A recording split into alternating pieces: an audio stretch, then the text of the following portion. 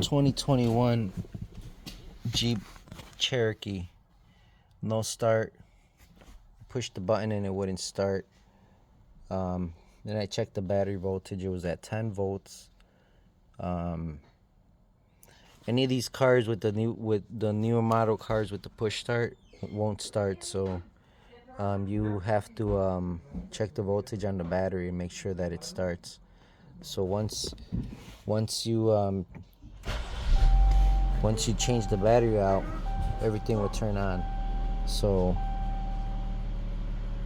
all these new cars with the electrical systems being all electronic, they use every single volt from the battery, and if it goes low a certain amount of volts, it won't start.